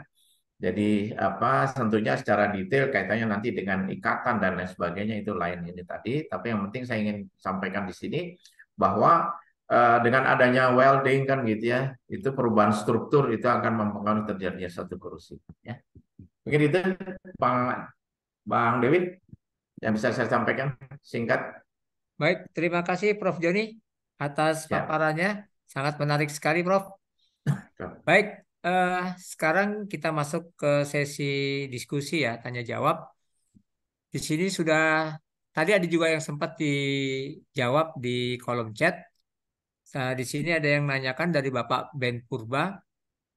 Pertanyaannya, apakah permukaan yang kasar akibat proses penyambungan dengan pengelasan berpengaruh terhadap ketebalan lapisan coating yang mengakibatkan lebih mudah terkena serangan korosi? Nah, mungkin ini bisa dijawab oleh Prof. Joni dulu, Prof. Oke. Langsung? Ya, langsung, Prof. Oke. Jadi ini Bang Ben Purba kan gitu ya. Jadi pertanyaan apakah permukaan yang kasar akibat proses penyambungan dengan pengelasan berpengaruh terhadap ketebalan? Sebetulnya ketebalan tidak kan gitu ya. Dalam pengertian ketebalan tidak, tapi kita harus tentunya kita akan lihat tadi kita preparasi ya. Jadi sebelum sebelum kita lakukan satu proses pengelasan, pengecatan itu kita harus bersihkan ya. Nah tentunya kalau kaitan ini ketebalan itu relatif nggak terlalu berubah, beda gitu kecuali kalau itu tebal banget kan gitu ya. Atau bedanya structure apa katakanlah permukaan kasar banget kan gitu ya. Itu iya, tapi kalau secara umum enggak kan gitu ya. Yang mempengaruhi itu hanya daya lekatnya saja kan gitu. Mungkin itu. Baik, terima kasih Prof. Joni atas jawabannya. Mungkin Bapak atau Ibu yang ada di sini ada yang ingin menanyakan lagi. Ini ada dua pakar korosi dan dua pakar welding ya. Ya, baik Pak Dewin. Tadi saya Ya, lihat di chat ada yang nanya soal laser beam welding. Ya, jadi laser beam welding keunggulannya itu kan karena dia punya intensitas heatnya itu sangat besar, ya jauh tadi dibandingkan dengan arc welding, sering dipakai tanpa filler metal. Ya, jadi dia itu salah satu keunggulannya laser beam welding itu yang non contact ya, dia non contact proses itu dia bisa digunakan tanpa harus menggunakan uh, filler metal. Itu sih ya, tambahan saja dari saya. baik, terima kasih Prof. Anis. Ini Prof, ada yang menanyakan lagi Prof. Ini Hmm. ke Prof. Anis tentunya. Flux core pada kawat SMAW dapat Hmm. mempengaruhi komposisi kandungan pengelasan, Hmm. sehingga beberapa jenis kawat seperti basic atau rutile di baking untuk menjaga kualitasnya. Ya, Nah, pertanyaannya, apakah bila kawat basic yang flux core-nya rusak atau sudah tidak layak dipakai, dalam kurung kawat yang sisa tercecer di lapangan, apakah dapat mempengaruhi laju korosi? ya, bagus pertanyaannya ya. Jadi flux itu kan poros ya. Dia mampu mengambil ini moisture, moisture ya. Jadi di situ banyak sumber hidrogen ya. Jadi kalau kita ingin mengelas, dilarang keras menggunakan elektroda yang tercecer, kecuali las pagar bolehlah ya. Tapi kalau las komponen-komponen engineering ini harus dimasukkan ke oven dulu, dihilangkan itu uap airnya ya, karena itu sumber hidrogen. Kalau hidrogen masuk ke dalam weld metal, bisa dua kemungkinannya, porositas atau dia berdifusi, nanti akan ada retak hidrogen. Jadi wajib di oven ya, supaya dia tidak memberikan kontribusi. Nah, tentu Pak Joni bisa, Prof. Joni ini bisa menjelaskan apa si hidrogen tuh sehingga menyebabkan korosi. Itu kira-kira sih. Jadi memang tidak boleh digunakan elektroda yang dibiarkan apa terbuka begitu, harus dimasukkan ke oven. Ya, Itu sih penjelasannya. terima kasih. Mungkin dari Prof. Joni ada yang ingin ditambahkan, Prof, Ya, tentang jadi pertanyaan ini? ya saya ingin tambahkan jadi mau di apapun tadi lasnya pakai dan tadi seperti yang sudah saya sampaikan di las apapun kan gitu ya. Sebelumnya kalau kita mau coating tadi intinya satu kan gitu ya. Itu harus kita preparasi dengan sebaik-baiknya kan gitu ya. Karena tadi data-data sudah saya sampaikan 80-90% itu kerusakan apa katakanlah fail daripada si coating itu akibat daripada preparasinya yang kurang bagus kan gitu ya. Nah, kalau dengan itu tadi semuanya sudah dengan bagus gitu ya, artinya sudah kita blast segala macam, baru kita lakukan coating, itu akan menjadi sesuatu yang katakanlah coatingnya menjadi baik kan gitu. Sehingga tadi apa yang disampaikan, kalau misalnya tadi ada sisa-sisa dan lain-lain, memang harus dibersihkan kan gitu ya. Jadi harus clean betul kan gitu ya, sebelum kita lakukan satu coating. Itu mungkin Bang Baik, David. terima kasih Prof. Joni. Dan berikut, ini ada pertanyaan dari Pak Agus Sasmito. Beliau menanyakan tentang perihal korosi. Proses coating atau pengecatan apa yang paling efektif untuk produk lasan dengan tujuan menahan korosi terutama pada daerah garam. Maksudnya dari apa pemakaian aplikasi kapal laut dan sebagai macam Hmm, gitu, Prof. hmm. Ya, iya Pak, terima kasih tanya. Jadi sebetulnya kalau jenisnya macam-macam Pak ya. Tapi intinya sederhana saja kan gitu. Sekarang sudah banyak sekali jenis daripada cat. Itu katakanlah cat yang tahan apa katakanlah yang tahan apa lingkungannya. Tentunya kalau yang digunakan di lingkungan laut atau kapal itu akan berbeda. Nah, tentunya kembali lagi kan gitu ya, ketebalan segala macam juga semuanya ada standarnya. Nah, biasanya juga kita melakukan satu coating tidak hanya coating sekali saja gitu, tapi ada katakanlah ada apa dia kita coating dulu untuk base metal ya, terus kemudian untuk yang second dan ada top coatnya biasanya tiga tiga apa lapis, di mana itu semuanya tentunya ada satu syarat-syarat tertentu atau katakanlah dari spek tertentu kan gitu ya. Misalnya saja untuk di apa di bagian yang apa second coat gitu ya, itu juga ada katakanlah yang banyak zinc-nya misalnya kan gitu ya. Artinya di sana juga si zinc rich itu akan berfungsi juga sebagai katakanlah sebagai anoda ya. Jadi kita mesti lihat juga betul lihat. Tapi intinya sekarang kalau jenisnya macam-macam banget kan gitu ya. Ada ribuan jenis kan gitu ya. Yang tahan tadi kembali lagi saya sampaikan untuk melihat bagus atau jeleknya satu coating itu tentunya akan kita lihat tidak bisa kita lihat dalam seminggu 2 minggu gitu.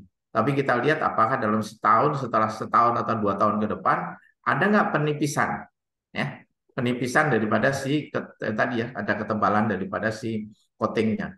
Karena semuanya tentunya ada suatu standar yang harus kita penuhi tadi ya. Selain tadi preparasi dari coatingnya, katakanlah preparasi permukaan tadi menjadi sesuatu yang utama kita perhatikan.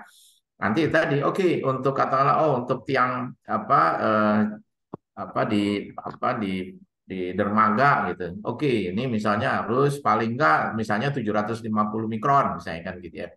Nah, 750 mikron itu biasanya dibagi lagi gitu ya.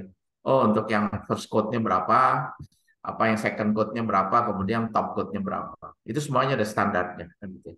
Gitu tambahan dari saya, Pak Dewi. Baik, terima kasih Prof. Nah, berikutnya ini ada pertanyaan dari Pak Aji Purnayuda. Ini ke Prof. Anis. Ini masalahnya teknis sekali. Eh, saya memiliki pressure vessel dengan jacket cooling yang mana pressure vessel itu dengan materialnya stainless steel 304 dan jacket cooling dengan material carbon steel mungkin similar maksudnya nih ya. Pertanyaan, kawat las jenis apa yang cocok untuk kondisi tersebut? Itu Prof. Anis. Ya, eh, bagus ya. Jadi berarti dua material yang berbeda. Di similar ini. Iya. Nah, tentu di sini harus ada perhatian terhadap mana yang paling rentan terhadap permasalahan waktu dilas. Kalau stainless steel itu kan permasalahannya khususnya austenitic itu kalau dia dilakukan PWHT. Nah, sedangkan yang tadi carbon steel tergantung kadar karbonnya berapa. Perlu nggak dia di post wet heat treatment? Karena kalau yang satu di post wet heat treatment sensitasi si austenitic 304. Kalau yang bajanya tidak. Jadi intinya pada pengelasan ini filler metal yang digunakan tentunya eh, bisa dilihat dalam standar, nggak terlalu sulit lah untuk menentukan filler metal yang mana yang dipakai. Biasanya yang mampu mengadop atau melarutkan si karbon ya supaya tidak menjadi material martensit ya. Itu bisa diatasi dengan nikel atau segala macam ya. Tapi permasalahannya bukan di weld metalnya menurut saya. Justru di bajaknya. Nah, bajaknya kalau karbonnya tinggi kan mungkin terbentuk ini martensit atau residual stress. Nah, itu yang saya nggak tahu kalau bajaknya itu bajak apa tadi yang disampaikan. Artinya pengelasan di similar metal ini kalau menggunakan filler metalnya pasti dia akan mengambil material yang paling lemah, ya. Dia tidak boleh lebih kuat dari stainless steel atau lebih kuat dari mana, ya. Harus dilihat kekuatan tariknya itu mana yang paling besar antara si stainless steel sama si baja karbonnya. Nah, itu bisa diatasi filler metalnya. Karena untuk weld metal memang penentuannya filler metal. Tapi saya nggak bisa jawab di sini filler metal mana yang dipakai karena kan terlalu luas ya. Tapi intinya di similar metal ini harus dicari titik temu agar kedua material ini bisa saling mengeliminir weld, problem pengelasan itu sendiri. Itu sih saya mesti lihat materialnya. Tapi intinya kalau mau mengelas material ini bisa dilihat Sheffler diagram. Ya, bantuannya Sheffler diagram, diplot di mana austenitic stainless steel itu, pasti austenit ya strukturnya, banyak karbonnya di mana. Terus menggunakan metode las yang berapa besar dilutionnya. Ya, itu dihitung nanti kalau kromium ekivalennya, nikel ekivalennya, kemudian diplot dia ada di mana. Kalau dia ada di daerah 100% austenit, hasil lasannya pasti rentan terhadap retak pembekuan.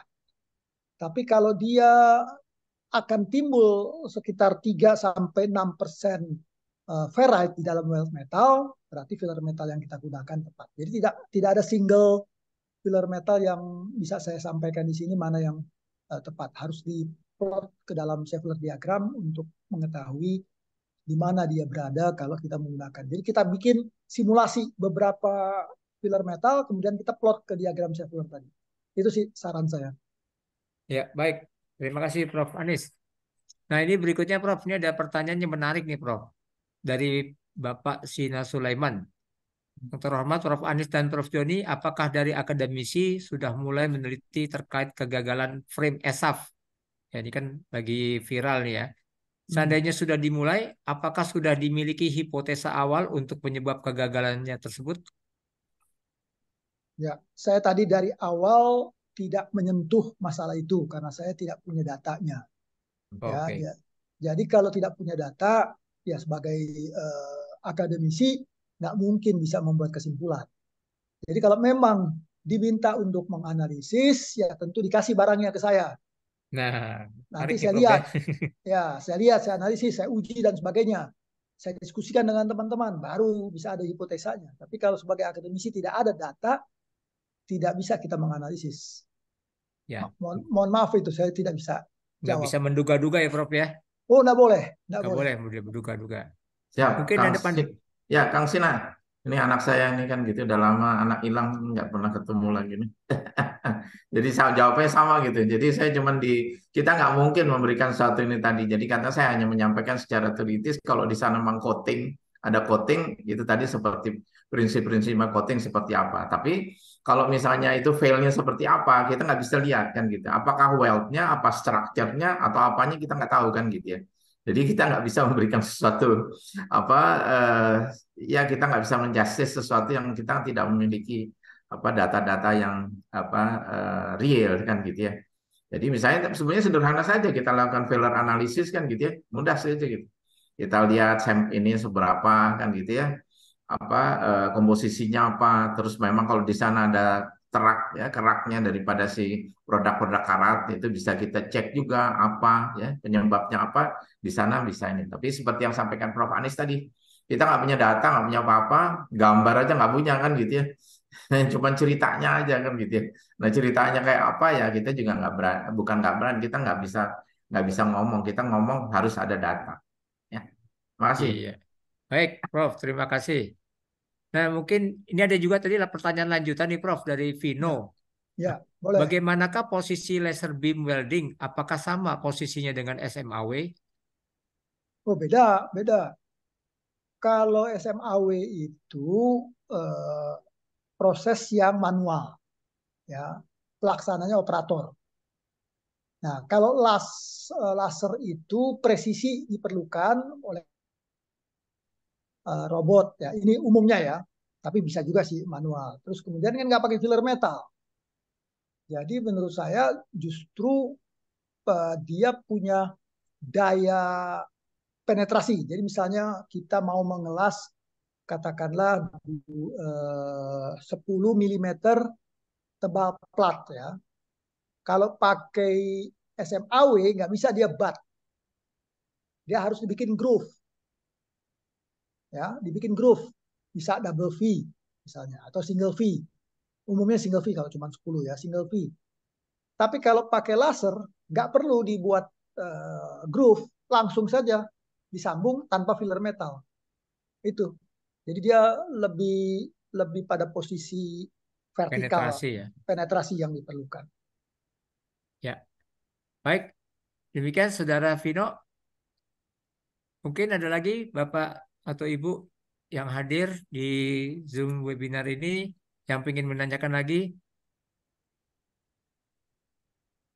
Ini kita kebetulan beruntung dapat dua pembicara narasumber yang merupakan pakar di bidang masing-masing.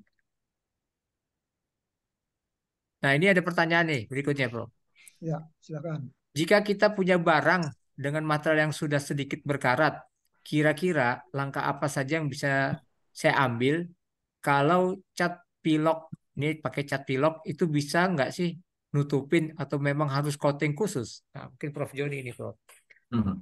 Ya, baik. Terima kasih atas ininya, masukannya. Jadi tentunya apapun ya, kalau yang karat tadi intinya satu kan gitu ya. Jadi kalau sekedar biasanya kan kita cuma sekedar udahlah kita pilok saja tanpa apa-apa kan gitu ya. Ya, artinya secara produknya harus kita lihat apa ini tadi kalau Prof Anis istilahnya Prof Anis ya kalau buat pagar aja nggak apa-apa kan gitu ya. Tapi kalau dia ini suatu produk yang katakanlah mempunyai suatu penggunaan yang spesifik yang khusus gitu, itu kita juga sama tadi ya. Preparasi nomor satu, jadi yang udah karatan ya mau nggak mau kita harus coating kan gitu ya. Apa kita bersihin dulu. Setelah kita bersihin baru kita lakukan satu coating. Nah kadang ada juga kan tadi ada beberapa yang apa sharing gitu ke kami di sini berikan informasi juga. Oke, ketebalan di standar ada disebutkan suatu ketebalan tertentu kan gitu ya. Nah dengan ketebalan tertentu sekarang ternyata diuji itu katakanlah masih kurang gitu. Bagaimana kan gitu? Kalau memang terpaksa gitu ya, itu tetap aja mesti kita lakukan di amplas secara halus gitu ya. Artinya belum sampai terjadi korosi, kita sampai sepalang halus, kemudian baru kita coating lagi. Kenapa? Supaya ada daya lekatnya kan jadi lebih baik. Nah, kalau udah sebagian korosi, yang korosinya tetap harus kita hilangkan dulu kan gitu ya. Harus kita amplas secara hati-hati, terus kemudian baru kita mau. Kalau mau pakai pilox itu kan contohnya saja kan gitu ya. Jadi bisa-bisa saja, tapi jenisnya kan kita bisa tahu. Tadi kalau saya bilang kalau cuma sekedar untuk hiasan, pagar segala macam nggak ada masalah kan gitu. Tapi kalau untuk hal yang tertentu itu kita harus hati-hati betul. Ya, terima kasih. Baik, terima kasih Prof. Joni Ya, atas saya, jawabannya.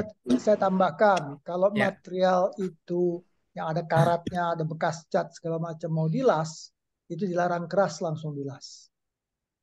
Jadi ya, harus dibersihkan. dibersihkan dulu ya. Ya, karena kontaminan itu justru mempengaruhi sifat hasil lasan. Ya, itu nggak boleh sama sekali. Pasti ada defect ya Prof ya. Pasti, karena di situ ada oksigen, ada H2, hidrogen dan sebagainya.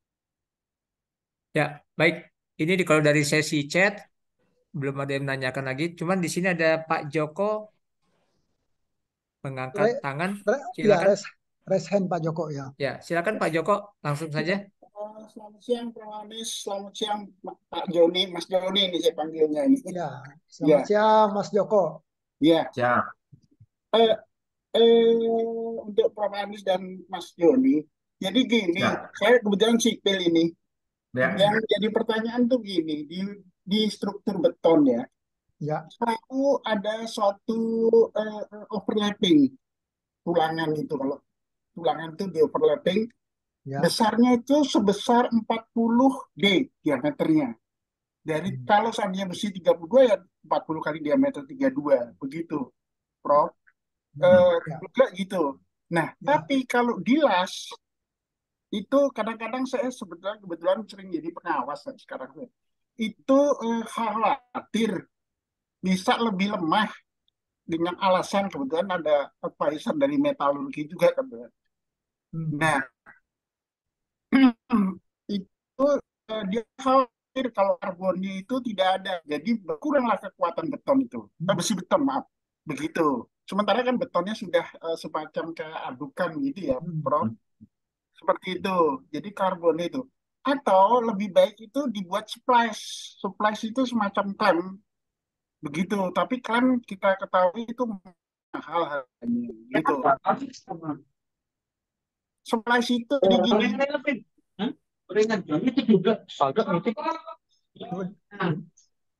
Ya, Ya, Bapak Pak Joko.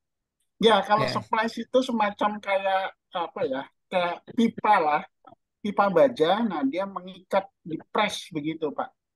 Prof. Gitu kira-kira. Jadi saya ingin penjelasan apakah betul kalau seandainya satu tadi overlapping 40D secara struktur apa ya? Atau kalau di lases jadi menurun kekuatan besi tulangannya. Gitu, Prof. Itu aja mohon penjelasan. Ya, pertama saya kurang sependapat kalau di Hmm. las itu kekuatannya turun karena karbonnya hilang tadi ya katanya. Ya. Nah, itu menurut saya kurang sepakat lah. Artinya waktu di las itu karbonnya nggak hilang, tetap Oh. dia, ya tetap. Cuma masalahnya saya kan nggak tahu gambarnya, nggak lihat gambarnya ya. Iya, iya. Material yang dilas, kalau ngelasnya bagus, artinya dengan sesuai kualifikasi. Karena itu tadi posisinya di mana waktu dilas? Apakah di workshop, apa yang sudah terpasang di dalam jembatan atau apa ya tadi ya? Iya. Nah, jadi kalau sudah terpasang, nah itu harus ada qualification dari welder yang tepat. Ya. Itu yang akan menghasilkan hasil yang bagus. Karena hasil pengelasan yang melalui fusion itu jauh lebih kuat daripada klem tadi atau di klem atau apa, itu jauh lebih kuat. Itu sih jawaban saya. Jadi nggak benar kalau kurang sepakat lah, saya nggak mau bilang nggak benar ya. Kurang sepakat kalau karbonnya hilang. Ya. Kekuatan akan tetap bagus ya, selama weldernya mengerjakannya dengan baik. Kalau pakai fluxnya terperangkap di dalam lasan ya pasti kekuatannya rendah. Ya, karena dia menimbulkan inclusion trap ya. Jadi kalau weldernya qualificationnya bagus ya oke. Saya sering melihat jembatan-jembatan itu banyak welder-welder yang dipekerjakan di situ tidak memenuhi persyaratan untuk area yang overhead ya. Karena kan di dalam jembatan yang sudah terpasang itu kan banyak yang jelas juga. Itu kan banyak overhead itu kan sebetulnya. Nah, itu kalau yang overhead itu harus pengelasnya juga yang punya sertifikat overhead itu juga. Itu sih kira-kira Mas Joko. Karena saya nggak ngelihat barangnya ya, sama-sama lah. Mas Joko dari civil engineering, saya dari metalurgi. Kalau nggak ngelihat bendanya yang benarnya seperti apa, mungkin penjelasannya tidak komprehensif. Gitu kira-kira. Prof, satu lagi tadi, kalau penyaluran gayanya dengan overlapping 40D itu memang suatu ketetapan metalurgi atau ketetapan engineering teknik ya? Mekanika teknik ya, maaf. Ya, itu lebih ke mekanika teknik ya. Lebih ke mekanika teknik ya? Ya, karena proses penyambungan itu hanya berbicara bagaimana menyatukannya dia, tanpa harus mempunyai kelemahan di dalam sambungan. Kan menggunakan elektrodanya itu yang mempunyai kekuatan yang sudah disesuaikan. Jadi kekuatan lasannya itu pasti mempunyai kekuatan tarik yang lebih besar daripada base metalnya. Jadi dia tidak akan putus, tidak putus di sambungan. Oke, Prof. Oke. Baik, terima kasih Pak Joko setelah bertanya dan juga Prof. Anis yang sudah menjawabnya. Ini ada pertanyaan dari Bapak Sumadi, tapi sudah dijawab oleh Bang Fatki ya. Jadi saya lewatkan aja. Jadi pertanyaannya Pak Sumadi ini adalah, apakah untuk proses SAW visual pada surface weld metal mulus tidaknya? Apakah dipengaruhi oleh flux? Ini sudah dijawab oleh Bang Fatki. Ya, katanya sangat berpengaruh karena salah satu fungsi flux juga untuk membentuk profil las. Ya, Ya. betul. Betul, dan juga penstabil busur juga ya. Membantu menstabilkan busur listriknya ya. Ya, baik, itu tambahan dari Prof. Anis. Baik, ini ada pertanyaan berikutnya dari Pak Egi. Ini jika menyimpan barang besi atau semi finish di luar, di luar ruangan maksudnya supaya tidak korosi atau mengurangi korosi bagaimana caranya? Ke Prof Joni mungkin ini pertanyaannya. Ya, eh, apa tentunya nggak bisa, apapun nggak bisa ya, kita mesti tutup rapat atau enggak. Biasanya kalau katakanlah produk-produk yang tertentu, biasanya ya kita apa semacam kita lumur dengan ini ya, dengan kayak semacam oli atau apa gitu ya. Nanti pada saat kita gunakan kita bersihkan lagi gitu. Tapi nggak mungkin lah gitu ya. Itu kalau baja aja atau apapun yang dari bahan-bahan logam yang kita taruh di luar gitu pasti terkorosi kan. Jadi mesti kita perhatikan betul. Walaupun ditutupin ya, masukin gudang gitu ya, ditutupin plastik segala macam. Tapi kalau udaranya lembab segala macam itu juga kemungkinan ya. Ya, baik. Ini ada tambahan dari Pak Lindung Silalahi. Hmm. Di sini Pak Lindung menambahkan tidak semua cat berfungsi sebagai corrosion protection Hmm. karena Hmm. setiap coating yang kedap air dapat mencegah korosi. Namun tidak semua generik mempunyai permeabilitas yang rendah. Tapi jika permukaan lapisan 100% holiday free dipastikan tidak ada akses electrolyte, maka no corrosion rigid pada metal. Ya, tambahan dari Pak Lindung ini praktisi ya, artinya Ya. mungkin expertise di bidang coating. Makasih Bang Lindung. Udah lama nggak ketemu nih. Izin Prof, mohon maaf Ya, saya off cam. Terima kasih banyak Pak Prof. ya. Jadi kalau sebenarnya saya nggak bertanya tadi karena apa yang dijelaskan Prof itu semua luar biasa keren Pak. Terima kasih. Karena Ya. kebetulan kemarin saya dimintain juga pendapat. Jadi secara holistik dari material saya sudah sampaikan. Ya termasuk yang paling inti tadi apa yang sudah Prof jelaskan. Jadi saya semakin tercerahkan. Terima kasih Pak Prof. Terima kasih. Ya. Ya. Makasih. Terima kasih Prof. Makasih tambahnya Bang Lindung. Terima Baik. kasih Prof. Terima kasih Bang Lindung atas tambahannya. Baik, mungkin ada satu pertanyaan terakhir sebelum nanti kita tutup. Dan Bapak Ibu mungkin tadi yang menanyakan apakah untuk menanyakan link materinya ini sudah ada di kolom chat. Disilakan nanti di-download saja dari link tersebut. Ya, materi dari Prof Anis dan Prof Yoni. Baik, apakah ada atau masih ada pertanyaan lagi dari Bapak Ibu yang hadir?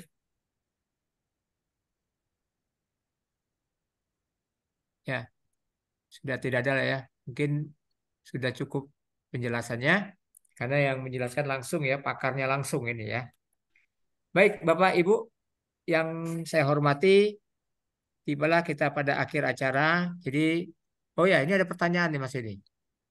Oke, mohon link materi. Ya, di materinya sudah ada. Oh, mungkin harus dikirim lagi, Bang Nanang. Ini mungkin tadi baru ada yang bergabung, mungkin tidak sempat dapat linknya. Ya, itu sudah ada linknya. Terima kasih Pak Rosidi yang sudah memforward linknya kembali. Baik, kesimpulannya tadi untuk materi presentasinya Prof. Anis menyampaikan banyak hal ya tentang pengelasan. Tadi mulai dari konsep dari material science dan engineering, ya hubungan antara proses mempengaruhi structure, structure mempengaruhi properties, properties mempengaruhi performance. Kemudian dilanjutkan tentang joining, penyambungan, apa saja joining itu. Nah, merupakan tadi juga dibahas detail yang ini tentang fusion welding. Kemudian apa-apa saja yang terjadi bila material itu dilas. Di sini pengertian tentang weldability atau kemampuan dari suatu material. Dan tadi karena ada materi tadi terakhir yaitu penyebab dan cacat pengelasan. Nah, kalau dari Prof. Joni tadi menyampaikan materi tentang sebentar, pencegahan korosi pada lasan plat baja, mulai dari proses steel makingnya seperti apa, dan penjelasannya tentang apa itu korosi, korosi baik di apa namanya logam dengan lingkungannya, korosi di aqueous, korosi di temperatur tinggi dan sebagainya macam, dan reaksi-reaksinya seperti apa, dan intinya kita tidak dapat menyetop yang namanya korosi karena semboyannya ada rust never sleep, tapi korosi itu bisa kita kontrol ya bahasanya. Tapi kalau kita stop tidak mungkin karena ini adalah natural ya peristiwa alam.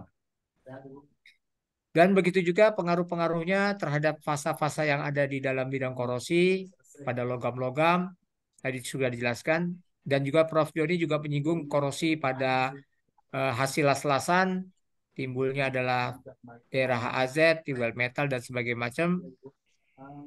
Dan begitu juga tadi dijelaskan tentang bentuk-bentuk butir atau grain dari korosi, dan kemudian dicontohkan juga korosi-korosi yang terjadi pada pipeline, kemudian korosi akibat adanya stres, kemudian korosi akibat perbedaan ukuran butir, dan juga tadi Prof. Joni juga menyampaikan tentang ya istilah galvanic corrosion, ya ini korosi antar metal seperti apa kejadiannya. Terus kemudian juga menjelaskan tentang kegagalan coating ya. Tadi juga banyak pertanyaan dari Bapak Ibu yang menanyakan tentang masalah coating. Bagaimana misalkan apakah kalau kotor atau karat atau masih ada grease dan segala macam itu bagaimana tindakannya? Tadi sudah dijelaskan bahwa memang harus dibersihkan. Begitu juga di bidang pengelasan, kalau tidak kita bersihkan dengan benar, maka dipastikan di daerah las-lasan itu akan timbul atau terjadinya defect ya. Ya, begitu saja hasil kesimpulan webinar kita pada hari ini. Terima kasih kepada Bapak Ibu yang sudah menghadiri acara webinar ini. Webinar yang ke-6 dari API Jabodetabek. Tidak ada. Apakah ada link daftar hadir? Bang Nanang, apakah ada link daftar hadirnya? Ada, Bang Dewin. Nggak ada ya? Nggak ada, Pak. Ya, tadi kalau mau materi tadi sudah disampaikan linknya. Baik, kita foto bersama gitu, Bang Nanang? Boleh, Bang. Oke. Mungkin dari Bang Nanang yang fotonya ya. Mungkin Bapak Ibu kita coba abadikan momen kebersamaan kita pada sore hari ini. Bisa foto bersama dulu.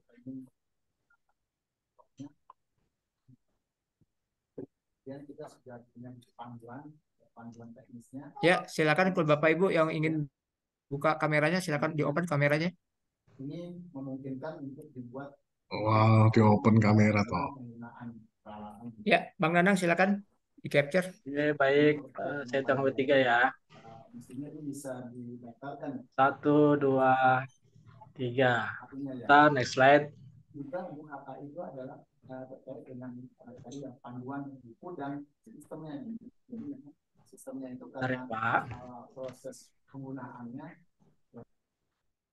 itu pun juga memungkinkan untuk kita daftarkan. Oke, 1, 2, 3.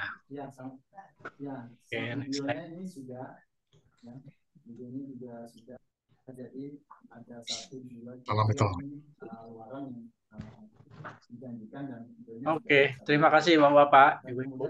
Panitia, mohon maaf bisa dikirim di email nanti hasil fotonya. Terima kasih. Ya, baik Pak.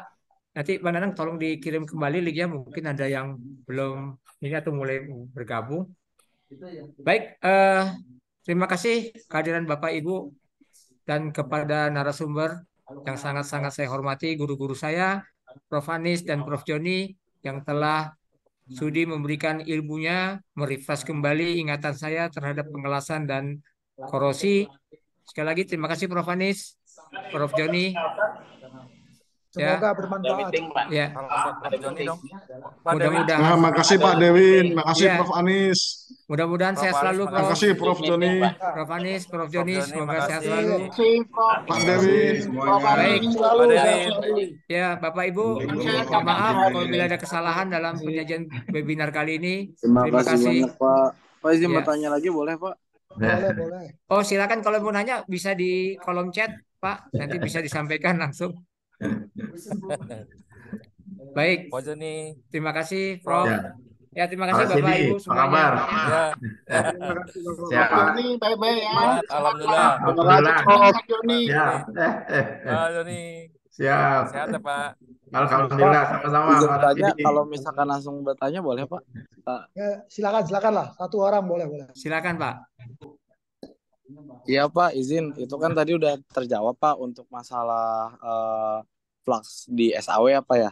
Nah, Ya. tapi yang agak sedikit saya ini agak ragunya itu kalau misalkan filler pada umumnya itu kan harusnya kan di oven ya Pak ya. Karena yang tadi udah Bapak jelasin bahwasannya Yang itu SMAW ya? terhadap Yang betul SMAW betul. ya? SAW Pak. SAW Pak, SAW. Enggak, kalau yang SAW enggak, beda. Oh, Yang beda lagi ya Pak ya? Yang SMAW yang harus di oven. Kalau yang submerged aqua welding nggak perlu, filler metalnya kan kawat saja, fluxnya terpisah. Tapi apakah kan kalau misalkan terlalu lama itu kan bakal terjadi korosi apa ya? Nah, fluxnya itu disimpan dengan baik ya. Artinya kan fluxnya kan ditaruh di hoover ya, di hoover, disuplai ke plat yang mau dilas, kawat lasnya yang diumpan, ya kan? Kawat lasnya diumpan, jadi dia busur listriknya ketutup sama si flux. Nah, flux yang kebakar kan jadi terak. Nah, yang di atas dipakai lagi, tapi tetap harus di oven juga supaya uap air nggak keserap ya, karena takutnya hidrogen masuk. Tapi kalau pada SMAW ya nggak boleh diambil dari elektrod yang tercecer gitu, nggak boleh. Oh ya, baik. Oh baik, terima kasih Pak, cukup. Ya. Baik, terima kasih Mas Medi. Ya, mungkin mau bincang-bincang. Ini masih terbuka Zoom-nya.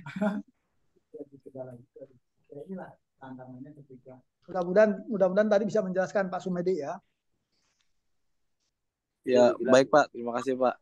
Cukup Pak. Terima kasih Pak Anies, Prof. Joni, Bang Dewin. Terima kasih semua.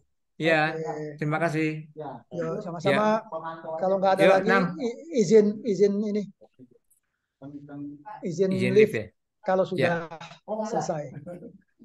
Jadi sistemnya nggak otomatis.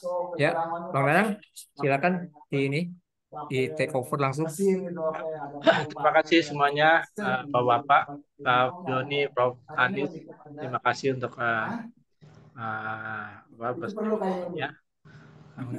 ya. Wassalamualaikum warahmatullahi wabarakatuh. Waalaikumsalam warahmatullahi wabarakatuh. Oke, sehat semuanya. Sehat semuanya ya, izin lift. Ya, Pak Dewin, sehat Pak Dewin. Sehat, Pak Rosidi, sehat, alhamdulillah. Sehat Pak di sana Pak? Sehat. Ya, alhamdulillah. Ya, oke. Sampai ketemu lagi semuanya, teman-teman. Sehat Pak Joni ya. Pak Ya, Joni sehat. Pak Rosidi. Izin ya, Rif ya. Ayo. Ya, terima kasih.